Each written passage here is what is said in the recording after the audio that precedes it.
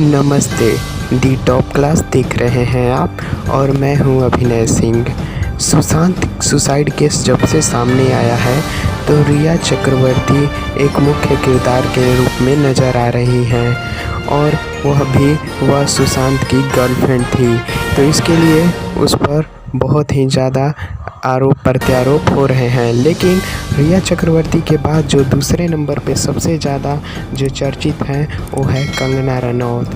कंगना रनौत की बस कसूर यही है कि उन्होंने मुंबई पुलिस के बारे में वह भी बोलना बहुत ही उचित था, क्योंकि वह मुंबई पुलिस के ऊपर सवाल उठना लाजमी है, क्योंकि दो महीने से अधिक तहकीकात के बाद भी मुंबई पुलिस के हाथ कोई सुराग नहीं लगा। केवल वह इंटरव्यू और सबूत सुसाइड के रूप में जुटाने में कोशिश करती रही। लेकिन जब से सीबीआई की एंट्री और नारकोटिक्स कंट्रोल ब्यूरो की एंट्री हुई है तो रिया चक्रवर्ती और शोभिक चक्रवर्ती और सैमुअल मिरांडा भी गिरफ्तार हो चुके हैं। तो कंगना रनौत ने मुंबई पुलिस पर सवाल उठाया था। इसके बाद संजय राउत बौखला गए। उन्होंने एक ट्वीट में बयान दिया था कि कंगना रनौत मुंबई की खाती हैं, मुंबई में रहती हैं, वह मुंबई की बदनामी कर रही हैं, उन्हें मुंबई में रहने की कोई अधिकार नहीं है।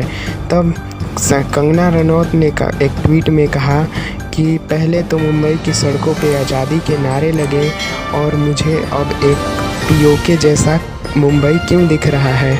इसके बाद तो संजय राउत को मिर्ची लग गई और उन्होंने कंगना रनौत को मुंबई ना आने देने की धमकी देने लगे और संजय राउत तो इतने बौखला गए कि उन्होंने कंगना रनौत को अभद्र भाषाएं बोली और कंगना रनौत पर बहुत सारे आरोप भी लगाए। कंगना रनौत ने ट्वीट करके बताया कि वह 9 सितंबर को मुंबई आ रही हैं। किसी के बाप में अगर हिम्मत है तो उन्हें मुंबई आने से रोक दे।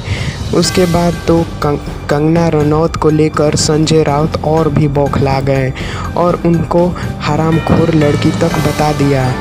कंगना रनौत का बस कसूर यही था कि उन्होंने मुंबई पुलिस पर सवाल उठाए और साथ में बॉलीवुड और ड्रग्स माफिया का जिक्र कर दिया।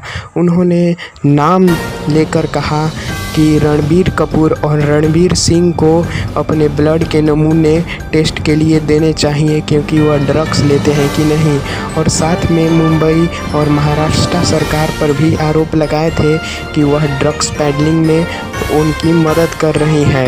बॉलीवुड जितना बाहर से देखने में रंगीन और जितना ही मज़ेदार लगता है, अंदर से उसके अंदर ड्रग्स की एंट्री बहुत ही ज़बरदस्त है। अब बात यह किसी से छिपी नहीं है कि बॉलीवुड में ड्रग्स नहीं लिया जाता होगा। इसी को लेकर संजय राउत तो इतने बौखला गए और संजय राउत के अलावा और उनके गृह मंत्री अनिल देशमुख भी कंगना रनौत पर अभद्र भाषा का आरोप लगाने से नहीं रुके और उन्होंने भी अभद्र भाषा की छड़ी लगा दी। बहरहाल वह कंगना रनौत अपने कहे अनुसार मुंबई उन्होंने आने की समय 9 सितंबर को दिया था, लेकिन 8 सितंबर को उनके दफ्तर पर एंट्री होती है और एक नोटिस चस्पा करके वह चली जाती है। कंगना रनौत के पहुंचने से पहले ही उनके दफ्तर में तोड़ फोड़ कर दिया जाता है। बीएमसी के इस कार्रवाई को सभी लोग बदले की भावना से की गई कार्रवाई के रूप में ही देख रहे हैं, क्योंकि